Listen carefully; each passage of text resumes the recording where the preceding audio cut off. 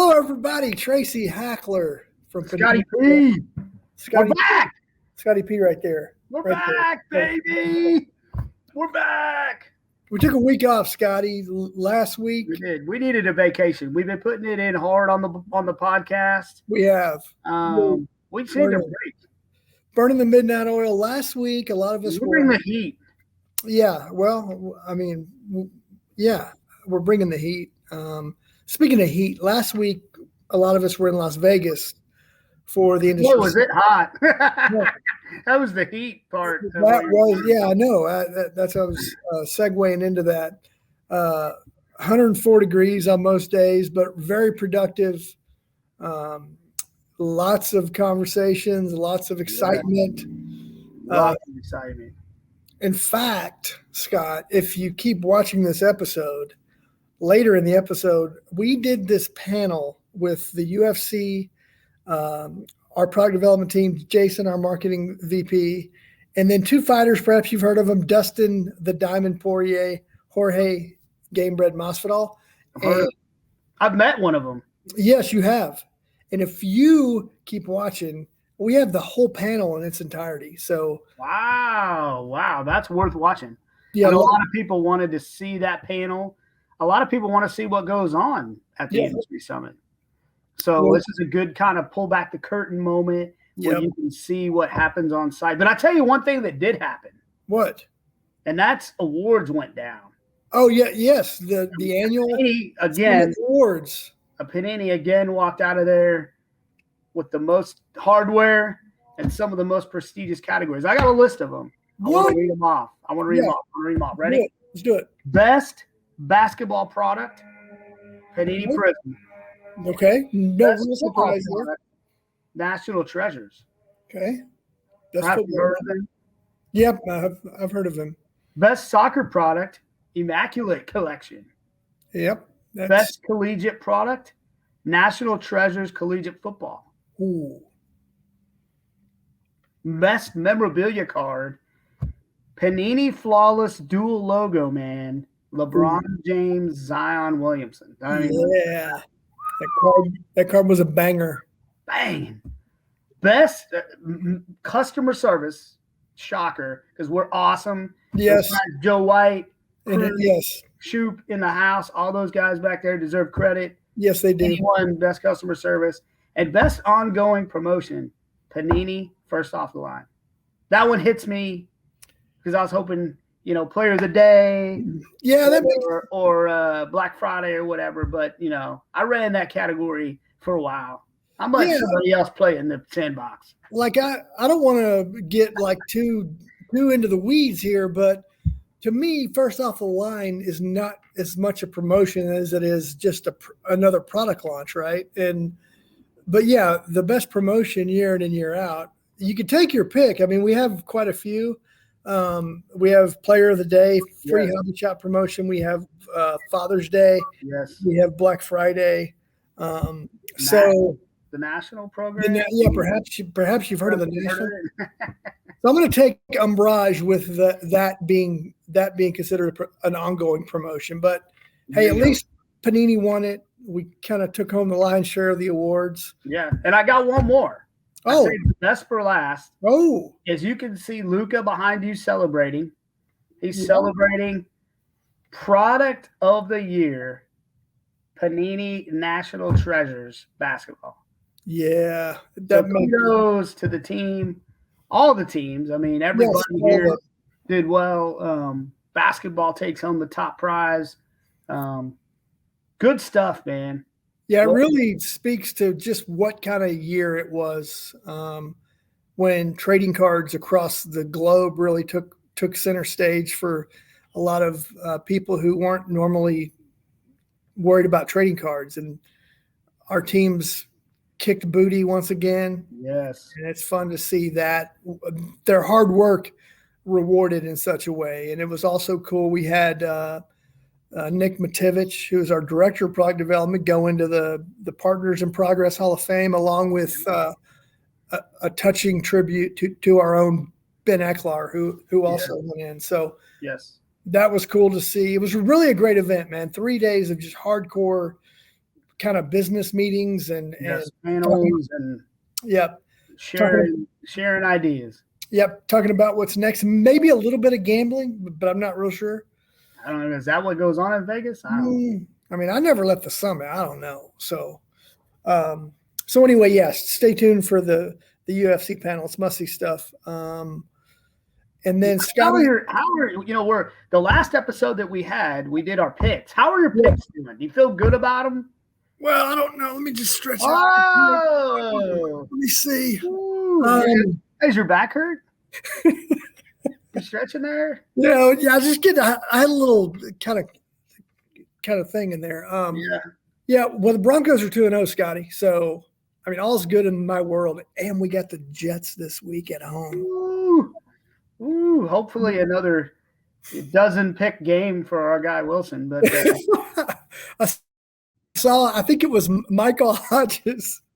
He did a break. I think it was at NT Collegiate Football maybe, and he said he pulled a Zach Wilson nice autographed patch card, and his caption was he intercepted this Zach Wilson card in a break. And I thought, nice, yes, I thought that was funny. Yes. My favorite moment of the weekend though was Joe Burrow throwing 3 consecutive interceptions on three passes in a row. I tried to explain that to my little one who's like, how did that even happen, Daddy? And I'm like, I'm having a hard time understanding it myself. But yeah, that was bizarre because that was another fun one. But my picks are looking good. I feel really good about everything except for the Miami Dolphins. I have that one back. Man, now they came out today and said Tua has broken ribs, and boy, for all those people that didn't think Tua had it, they looked great in week 1, and when he was out in week 2, they didn't. So he's a little better than we thought. I should know this, but who's their backup? Jacoby Brissett. Oh, that's right. Yeah. I saw he had to come in, and I mean a lot of the primetime games through 2 games have been phenomenal, spectacular. I mean, a great start. All the quarterbacks are delivering, man. Yeah. Everybody's playing, or at least getting in. Like Trey Lance gets in and scores a touchdown on his first pass. I mean, it's been a fun couple weeks. So picks are going good. And I heard. Okay. That basketball is reporting to training camp like some teams as early as next week. Ooh, so we're gonna have hoops here. And then I know I was showing it off before. You did your back was needed stretching, so I'm gonna stretch mine for my guy. He needs a little love. He needs a little love. But man, we got NASCAR Cup playoffs. The championship's coming down to the wire here. Yep. It's been a fun time, man. I mean, we've had some fun stuff going on. Yeah, it's been kind of a slower than normal couple of release weeks because of some things out of our control that have happened in our production facility. But I think we pick back up with a full head of steam next week with we have Spectra Baseball next Friday. Okay. 2 days prior to that, we have Obsidian Basketball and Chronicles Draft Picks Basketball. So the first Cade Cunningham and Jalen Suggs card outside of the instant stuff that we did on draft night are coming. So stay tuned. That's going to be a hot week next week. And then before all that, Scotty, before the 2 Wednesday releases and the Friday release, Monday and Tuesday is wave 2 of the wildly popular UFC NFT blockchain stuff. So, wow. It's going to be a big week. Wow. Yeah. And speaking of UFC, I like to, the one thing that'll be cool about the podcast is being able to tell people where we're at. We're going to be on site in Vegas this week for the Hall of Fame ceremony and UFC 265? 266. 266. So come out and see us. They have like a fan fest going on around the weigh-ins, but around the Hall of Fame ceremony and even leading into the fight. So we'll be there. And then we'll be at the Giants game on Sunday. New York Giants. We'll have the Sprinter Band out there. We'll be handing out special cards for Eli Manning's jersey retirement ceremony. So the tour is starting. Panini's starting to make their way around the country. We'll be going to New England next. And we probably didn't bring it up on the podcast, but we were at the USA game in Nashville. So we're making our way around the country. So we'll keep you posted on this podcast and where we'll be and where we'll be next. And so you can make some plans to come out and see the guys. Love it. That's going to be awesome. Yeah. I've seen some of the creative that you've run point on for the UFC Hall of Fame stuff. Looks incredible. And I've also seen a certain Eli Manning's tribute card too that you've been working on. So those, and I'm not really even a Giants fan. I'm like, oh, that's pretty cool. So I can't imagine how the Giants fans are going to react. Oh, it's going to be great. Yeah. And you know what's funny? You bring that up is I'm a Cowboys fan. I'm not a huge Giants fan, but they're a great group over there. I love working with them. But to me, nothing's more fun than being able to capture a player's career in cards and working with not just the team, but even the player themselves to come up with the moments they think are the top 10 moments of their career or 8, 9, whatever, we end up doing. I remember we did Mike Madonna and we sat with Mike and went over the 9 moments. Yeah. 9. And I thought that was really cool that we got to just sit with him. That was at the party. Was that at the VIP party in Toronto, man. Yeah, that's right. So, yeah, that was awesome. And he was good, and then we made it come to life in cards, and we did the same thing with Eli. We did a 10-card set. Yeah, it's such a cool. I don't know where that number came from. It's such a cool way to commemorate a player's career. Is the trading card size and back are so convenient for documenting those milestones, and then you can carry it in your bag or your purse on the way home. And speaking of Mannings, I don't know if you've caught any of the Mannings Monday night broadcasts. I did a little bit. Those are incredible, dude. To hear those guys talk about plays and what they're seeing at the line of scrimmage and what they should do next. And then when they get special guests on, dude, so cool. Pretty cool stuff. Yeah. Speaking of cool, hey, Scotty. Yes. Look at that. Ah, yes. We're cleaning out the office. The font is cool, bro. And Tracy finds this, and you have to tell the story about what that hat is. So this hat is something. Put it on. Come on. Oh, man. So this hat is something I accumulate. I'm going to get poked in the head with. My head's grown a little bit, but this hat is something I accumulated throughout. Your head's grown a little bit. Throughout my middle school and some high school stuff. And it's just a bunch of things that were popular at the time, like the Smurfs playing soccer. I mean, come on, bro. Yeah. The Fonz we showed. There's Gumby right there. Yeah. I think I stole a Yosemite Sam pen. No, I think you did. I think you did. And so, yeah, that we just saw it and we wanted to bring it in and talk about it. So we want to show you that we're kind of nerdy dudes too, right? Yeah, not really. that us talking doesn't give you the full gamut of how nerdy we are. Not that when you see this, that you don't, because I know the captions all here are making fun of my hair. What are you doing with that? Well, like what's Joe White, the great Joe White, used to say that I from time to time morph into Christopher Walken.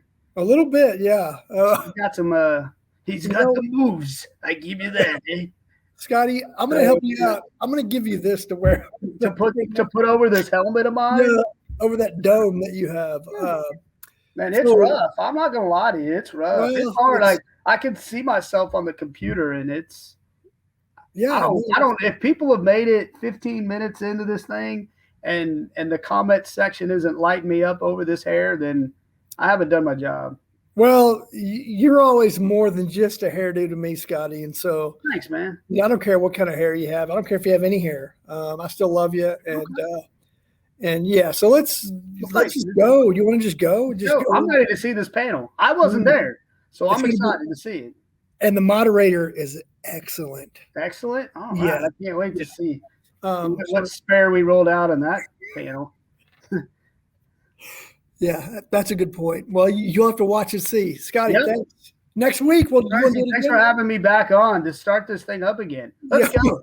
Let's go. Row the boat, dude. Let's go. We're out of here.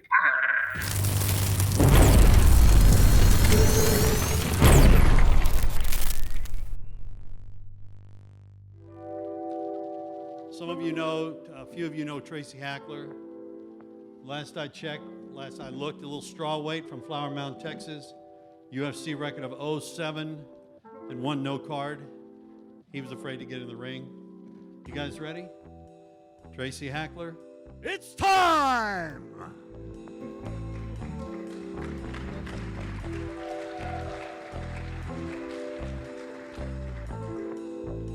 Good morning, everybody. Ted, thank you for the great introduction. Appreciate that. It is time. We have a fun panel discussion revolving around the wildly successful UFC products and our launch into that sport. Let's get to our panelists. We have 5 panelists. I'm going to introduce 3 that are real product specific, 2 that may or may not be the 2 of the most popular fighters and the best fighters on the planet. So let's begin with some people that you may know. Jason Howarth, our VP of Marketing for Panini America, is panelist 1. Nick Mativich, the Director of Product Development for Panini America, is panelist 2. And these are in no particular order. I don't want to give them rankings like 1, 2.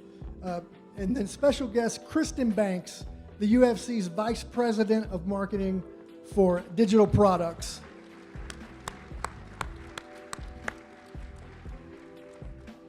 And then let's go, I don't see one, so I'm just going to go with the first guy you may know. He's the holder of the BMF strap in the UFC. Goes by some nicknames, Game Bread, Street Jesus, Jorge Masvidal, ladies and gentlemen.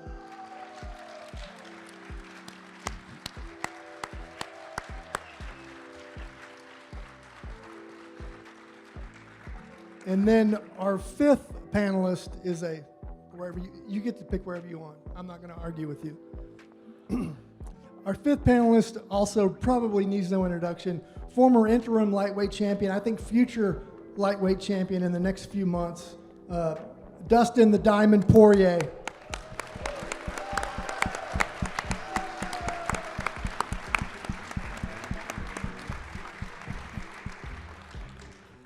This is awesome. Somebody come pinch me. Don't punch me, pinch me. I think I'm dreaming. Tracy, that Dustin entrance right there, I think he did what almost everyone wanted to do to Ted at least once in their life. That's a true story. So thank you everybody for being here. We're going to just have a kind of an informal discussion about Panini America's partnership with UFC, our launch into the space. And I want to start, not to put Kristen on the spot, but she's well-versed and a former mixed martial artist herself. 9 months into the exclusive with Panini America, we've seen the launch of 2 physical products, Prism and Select, the forthcoming release of Chronicles. We've seen the success of Panini Instant, and we've seen this thing called NFTs that were wildly successful.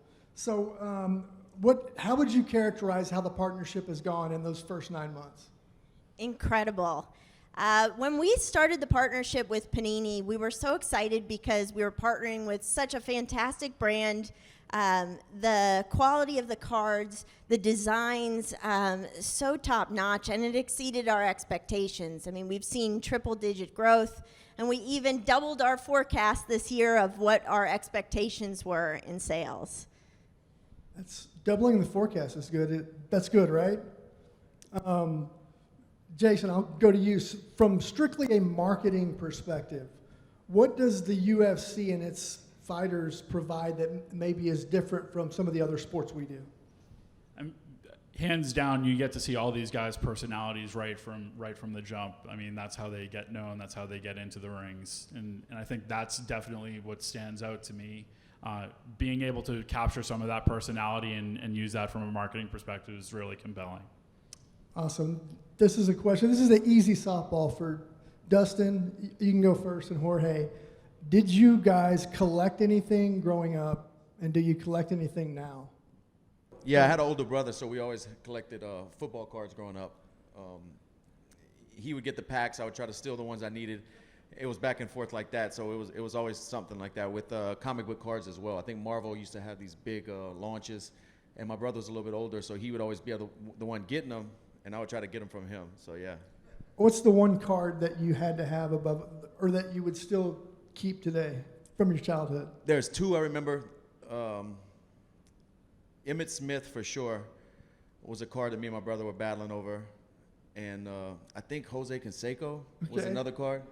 Awesome. Yeah. Emmitt, Jose. Jorge, same question. Did you collect as a kid? Do you collect now? Collected X-Men cards, okay, the Marvel cards, and Victoria's Secret catalogs. Those were. And the Victoria's Secret catalogs never left. Those were free, so those were amazing. I just had to wait in the mail for my mom to get them. Oh, that's awesome. Nick Mativich, there on the end, been quietly sitting there pondering what's going to happen next. And so I wanted to ask you, what were the biggest challenges and what were the biggest rewards of starting our UFC products from scratch? I think one of the biggest challenges was just trying to figure out who had been done, who hadn't had cards yet, who was going to be a rookie card for all intents and purposes, right? We went through this in soccer a few years ago, just doing the research with the amount of players on a roster, or, fight cards in this case, and who's had something done, just to come up with new and compelling content. The good piece of that on the back end, Tracy, is that I think it's helped the products be that much more successful, right? We had Jorge's first autograph card, was very sought after. Everybody was excited about it. We had a couple other guys who'd never had a card done, period, that really drove sales early, and kind of opened everybody's eyes to what the potential was on these singles on the secondary market.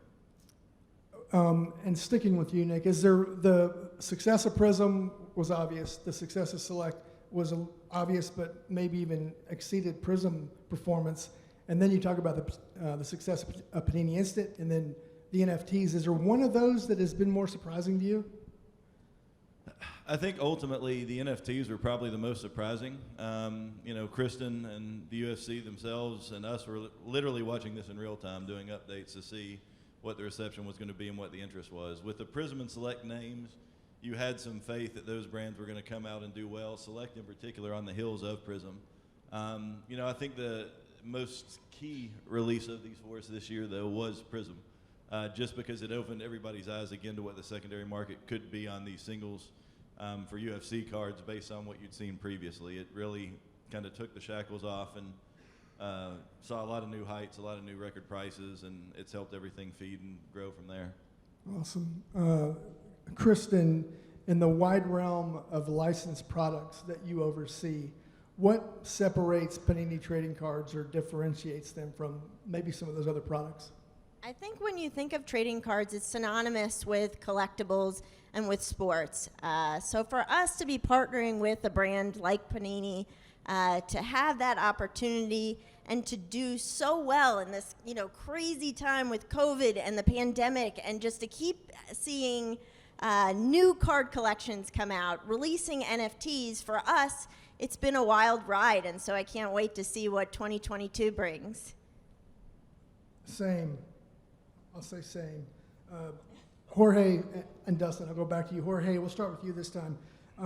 What role do you find or think trading cards play in reinforcing a fan's passion for the sport or its fighters?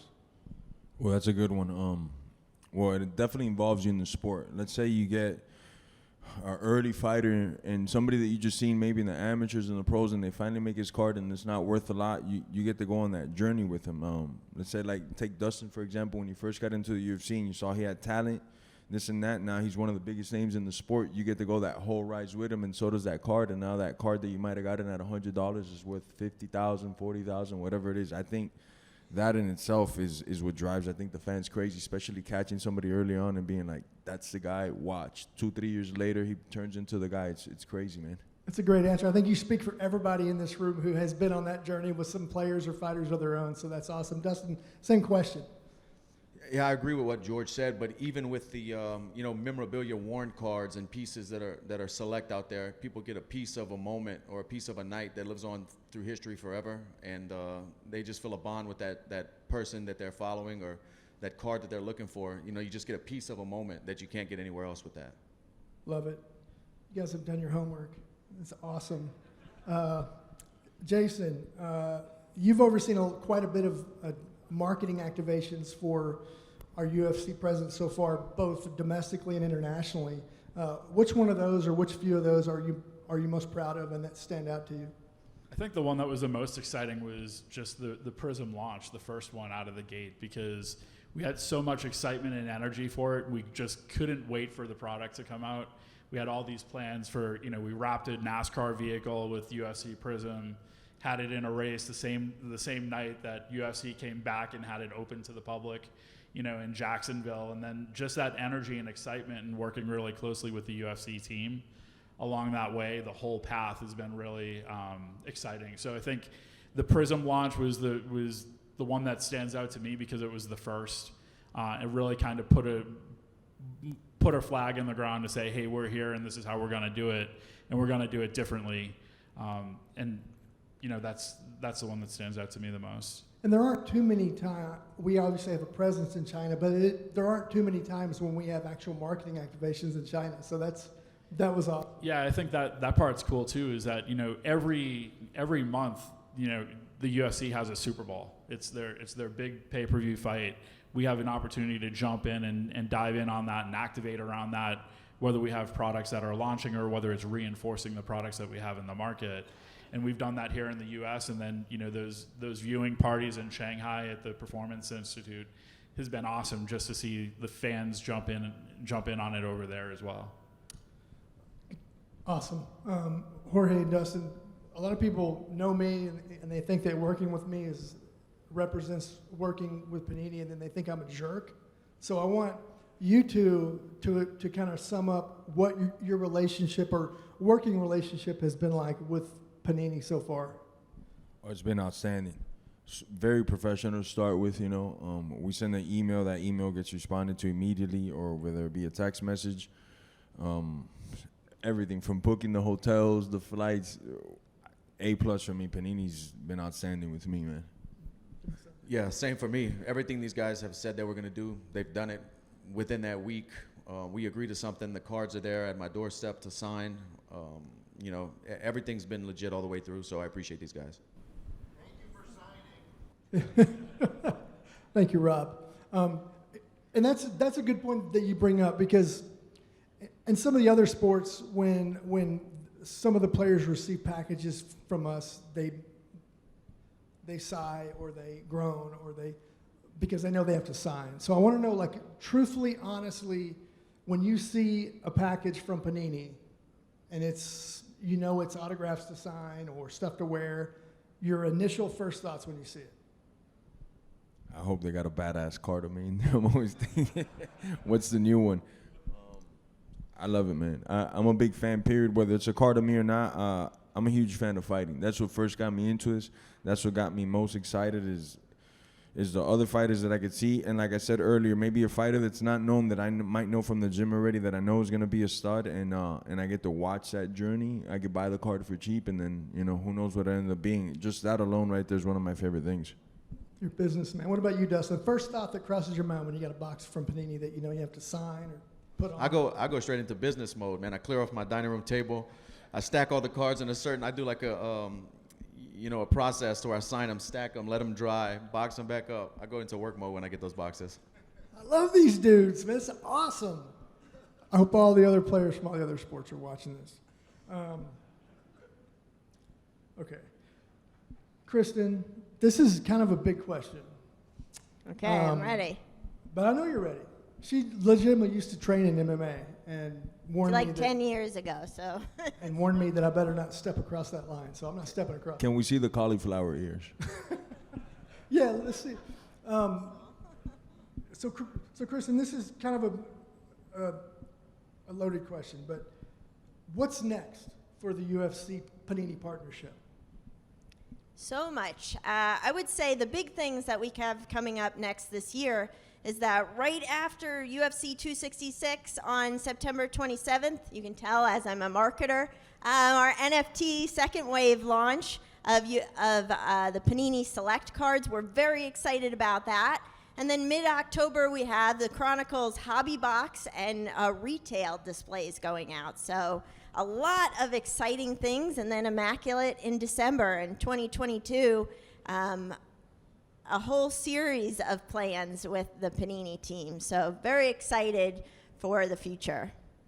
Love it. And then for Nick and for Jason, what about all the things Kristen just mentioned, or what about our UFC future are you most excited to see come to fruition? I think probably Immaculate's the set I'm most excited for. I think Chronicles is going to be great, but to get our first kind of high-end product out there with the on-card content and some of the materials we've been able to come up with is going to be key for us. For me, it's, continuing to work with the fighters. I mean, Jorge and Dustin have been awesome, and this is just a starting point for the stuff that we're doing with these guys. We kind of put our anchors in the ground with which fighters we're going to work closely with, and Jorge and Dustin are those guys. But the other thing I'd also say is activations. Man, it has been 2 years. We have not had a lot of activations where we get to engage with fans. It's been limited.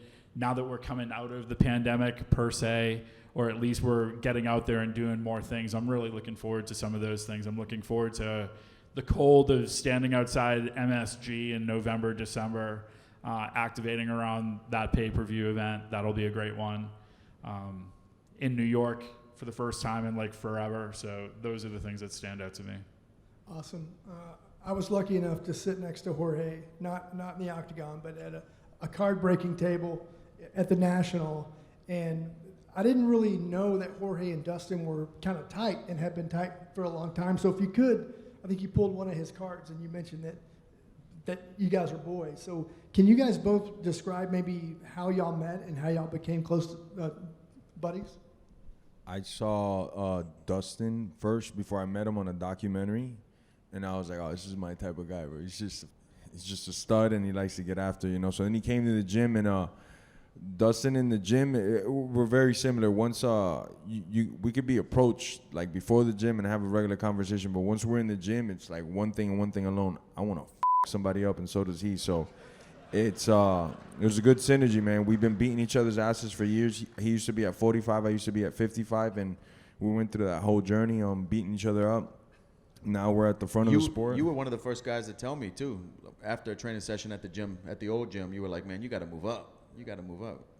When you were still at 55, you were telling me to come up. Well, you were freaking. I didn't know how he made the 45 weight, and I knew it was kind of affecting his performance because the 3 weeks, 4 weeks, I'd be working out with him, and then when he'd get into the cage, I wouldn't see the same speed that he had in the ring, and I knew it was coming from the massive water loss that he was doing.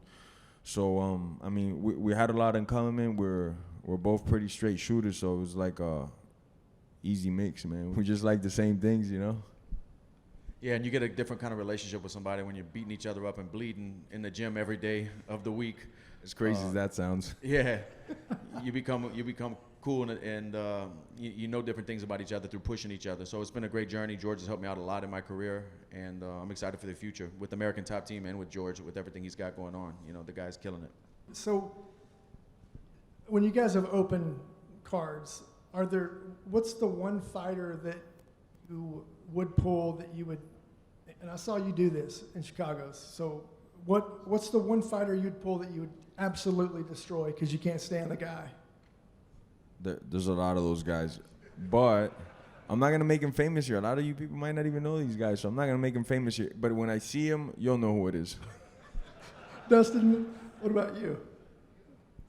I don't really have anybody that I would open a pack and like throw away the card, or maybe I'll give them away. Yeah, give them away. Mess up the economy. Give them away. And then maybe I'll bend the bottom of the card on Connor's leg. Just bend it a little bit. It's like a voodoo doll or something, the voodoo card. And then the other side of that token, what's the one card of a fighter, male, female, any time in history that you would never part with if you pulled it?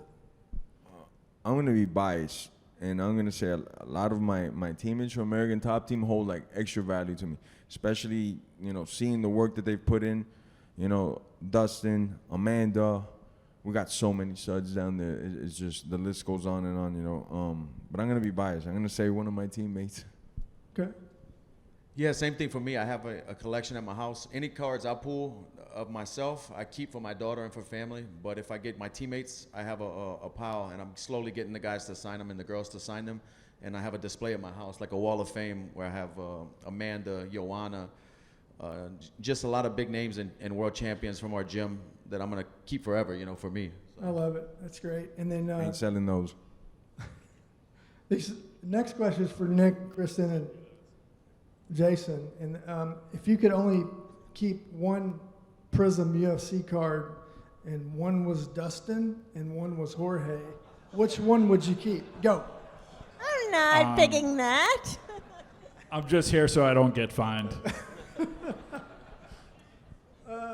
So I want to talk to Jorge. So I've been blessed enough to open packs next to you at the National, and I've seen firsthand your excitement for this product and this industry. And you're a businessman as well. So what about trading cards compelled you to get into it from a business perspective that you saw? Well, I definitely think I could maybe change things up a little bit.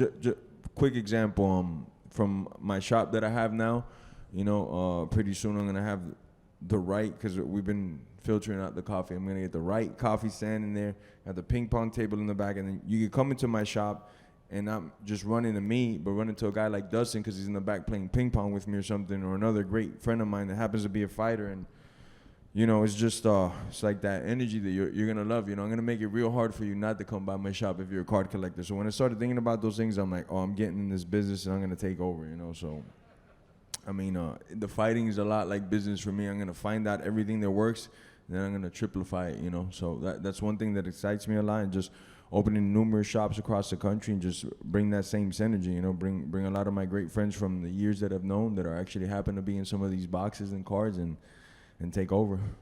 Love it. Will you be a customer of his shop, Dustin? For sure. I'm planning on starting training camp in October.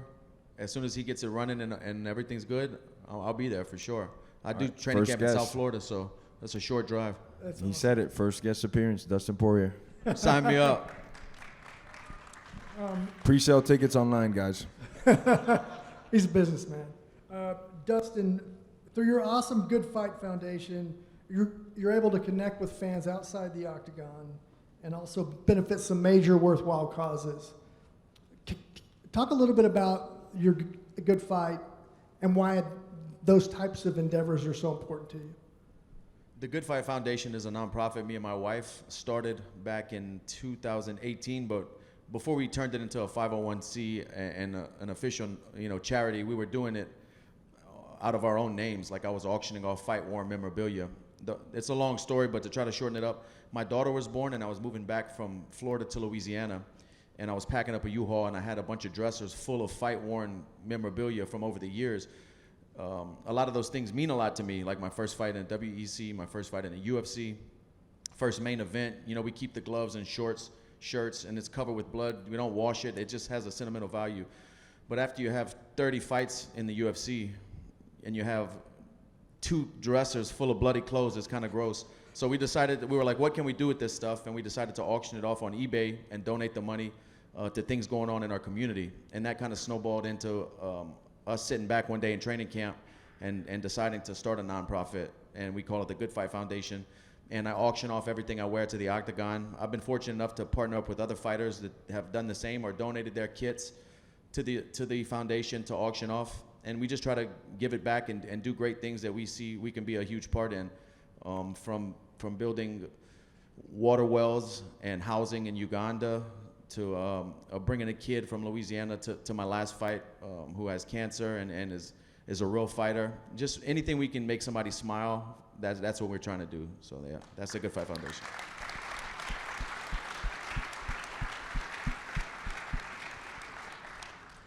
That's awesome. It's hard not to want to go buy every one of your cards right now. And Jorge's too, because I don't want him to two-piece me up. So I've got 2 cards here, and I want to just show you the cards. And you guys I want you to estimate what you think it might sell for. All right, these are, and you guys be quiet, and gals be quiet, because you guys might know, these are Color Blast cards from Prism. And there's Jorge's. And I'm going to start Lord have Dustin. mercy. Sold out. And I want you to just kind of investigate those, look at those, and Dustin, what do you think that card might sell for? Just like this, out the box, unsigned or anything? Yeah, out the box, unsigned, 2021 Prism, Color Blast. $100? $100. What do you guys think? Yeah? No. Do I hear 150? Okay, Jorge, let me get your take. What do you think? Just look at it and let us know. American dollars, correct. Yeah, yes. 30 million. 30 million? I'm convinced. We'll negotiate. No, It's negotiable. I mean, there's something about the way y'all say those numbers and look at me right in the eyes. I'm willing to give it to you, like whatever you want. Yeah, we could maybe 29.5, but we could work it out. Yeah. So these are Color Blast. So these cards, if on normal sale prices between $2,500 and $3,000. So kind of in between his 100, your 30 million. A little bit off. Well, I'll give you 100 for the pair. We'll call it good. No. So kind of knowing that, and y'all can have those to maybe donate, sell them in proceeds to the Good Fight or something. Or no, don't. That's not Colby Covington there. You got to keep that. So this one's going to my daughter right here. She'll like this one. It's not going anywhere, right? My daughter's Oh, dresser. you're done. Got it. Okay. So Nick and Kristen and Jason, to see that kind of interaction and that excitement over their cards, I mean, what does that mean for the future of our partnership? It's definitely bright, right? Like we said, when this came out, looking at what had been out there previously and what we thought the market was going to be, it's far surpassed that. These singles by themselves were selling 4 times, 5 times anything we could find before we made the product. So I think it's going to continue to build. You've seen what Select's done on the heels of Prism. I think Chronicles and Immaculate will kill it as well. And then we've got an expanded portfolio we'll share in the future for next year. Going to keep it, reasonable, but know there's more demand that we're meeting right now, so want to get some more stuff out there, but really excited about the partnership. And, what's been great, honestly, is whether it's these guys or other fighters we've done podcasts with or appearances, they're also excited and happy with the art and happy with the execution, which makes you feel good. You know that you're true to the sport and you're true to the fans if the fighters are involved. So That's a great point. Kristen, same question. I would say it's just astonishing.